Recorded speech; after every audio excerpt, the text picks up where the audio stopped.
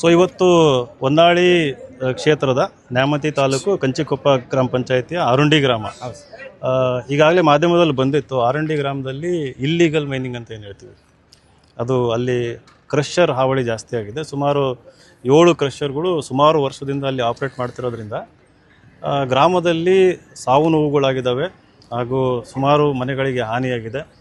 ಅವರು ಹೇಳೋ ಪ್ರಕಾರ ಒಂದು 40 ಮನೆಗಳು ಬಿರುಕು ಬಿಟ್ಟಿದ್ದಾವೆ. ಹಾಗೆಯೇ ಶಾಲೆ ಏನಿದೆ, ಸರ್ಕಾರಿ ಶಾಲೆ, ಅದು ಕೂಡ ಬಿರುಕು ಬಿಟ್ಟು ಬೀಳೋ ಪರಿಸ್ಥಿತಿನಲ್ಲಿದೆ. ಸುಮಾರು 2 ಡೆತ್ಗಳು ಕೂಡ ಆಗಿದ್ದಾವೆ ಬಿಕಾಸ್ ಆಫ್ ದಿ ಕ್ರಷರ್ಸು. ಜೊತೆಗೆ ಅಲ್ಲಿ ಅಸ್ತಮಾ ಕಾಯಿಲೆ ಕೂಡ ಜಾಸ್ತಿ ಆಗ್ತಾರಂಥದ್ದು. ಆಮೇಲೆ ಹೊಲಕ್ಕೆ ಯಾರಾದರೂ ಕೂಲಿಕಾರರು ಬಂದರೆ ಅವರು ನಾವು ಕೆಲಸಕ್ಕೆ ಬರೋಲ್ಲ, ಯಾಕಂತಂದರೆ ಈ ಕ್ರಷರ್ ಸೌಂಡು, ಕಲ್ಲು ಬೀಳೋ ಭಯ ಇರ್ತದಲ್ಲ, ಹಾಗಾಗಿ ಕೃಷಿಗೂ ಕೂಡ ಹಾನಿ ಆಗ್ತಾಯಿದೆ, ಯಾಕಂದರೆ ಕೆಲಸಗಾರರು ಸಿಗ್ತಾಯಿಲ್ಲ.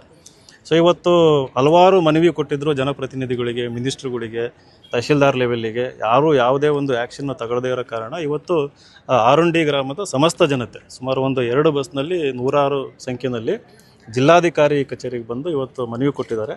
ಜಿಲ್ಲಾಧಿಕಾರಿಗಳು ಎಲ್ಲೋ ಹೋಗ್ತಾಯಿದ್ರು, ನಮ್ಮನ್ನೆಲ್ಲ ಗ್ರಾಮಸ್ಥರನ್ನ ನೋಡಿ ಕಾರಿಂದ ಇಳಿದು ಮನವಿ ಸ್ವೀಕರಿಸಿ ಬರುವ ಸೋಮವಾರ, ಮಂಗಳವಾರ ಇಲ್ಲ ಬುಧವಾರ 3 ದಿನದಲ್ಲಿ ತಪ್ಪದಂಗೆ ಅವತ್ತು ಬಂದೇ ಬರ್ತೀವಿ. ಗ್ರಾಮದಲ್ಲಿ ಗಣಿ ಅಧಿಕಾರಿಗಳನ್ನೆಲ್ಲ ಕರ್ಕೊಂಡು ಬಂದು ಅದು ಏನಾದರೂ ಇಲ್ಲೀಗಲ್ ಇದ್ದರೆ ನಾವು ಅಲ್ಲೇ ಸ್ಟಾಪ್ ಮಾಡಿಸ್ತೀವಿ ಅಂತಂದು ಗ್ರಾಮಸ್ಥರಿಗೆಲ್ಲ ಭರವಸೆ ಕೊಟ್ಟಿದ್ದಾರೆ.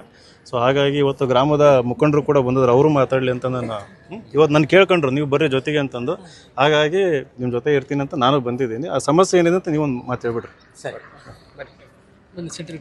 ಬರ್ರಿ.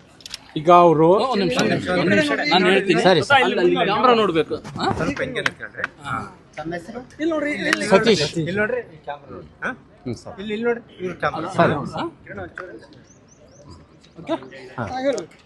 ಹೇಳಿ.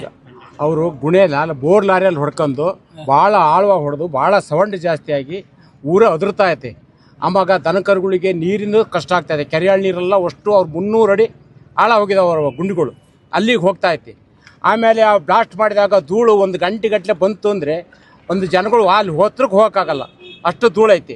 ಕೇಳಿದರೆ ನಂದಲ್ಲ, ಅವಂದು ಇವಂದಲ್ಲ ಅಂತ ಬರೀ ಉತ್ತರ ಕೊಡ್ತಾರೆ ಹೊರ್ತು ಆಮೇಲೆ ಏನಪ್ಪ ನಿಂದೆ ಅಂತ ಫೋನ್ ಮಾಡಿದರೆ ನಾ ಇದ್ದಿಲ್ಲ, ಇನ್ನಿಪಟ್ಟಂಗೆ ಆಗ್ಲಾಗ ನೋಡ್ಕೊಂತೀನಿ, ಹಾಗೆ ಹಿಂಗೆ ಅಂತ ಹೇಳ್ತಾರೆ ಹೊರ್ತು ಇದುವರೆಗೂ ಯಾವ ಆಕ್ಷನ್ನು ತಗೊಂಡಿಲ್ಲ. ಹಿಂಗೆ ಕಲ್ಲು 1 ಕಿಲೋಮೀಟ್ರ್ ಗಟ್ಟಲೆ ಕಲ್ಲು ಹಾರಿದ ಮನೆ ಕಲ್ಲುಗಳೆಲ್ಲ ಬಿದ್ದರೂ ಅಲ್ಲೇ ಬಿಟ್ಟಿದ್ದಾರೆ ಜನ ತೋರ್ಸೋಕ್ಕೆ. ಅದಕ್ಕೋಸ್ಕರ ಅದು ಬಂದು ನೋಡಿದಾಗ ಗೊತ್ತಾಗ್ತದೆ ಏನು ಅಂತಾನೆ. ಯಾರು ಸರ್ ಅಲ್ಲಿ ಯಾರ್ಯಾರೋ ಒಂದು ನನಗೆ ಯಾರೋ ರಮೇಶ್ ಬಾಬು ಅಂತೆ, ಯಾರೋ ಜಲ್ಲಿ ಪ್ರಕಾಶ್ ಪೆದ್ದಯ್ಯ ಅಂತ 3 ಗೊತ್ತ, ವೆಂಕಟೇಶ್ ಬಾಬು ಅಂತೆ, ಶಂಕರಪ್ಪ. ಯಾವ ರಾಜ್ಯದವರು ಅವರೆಲ್ಲ? ಅವನು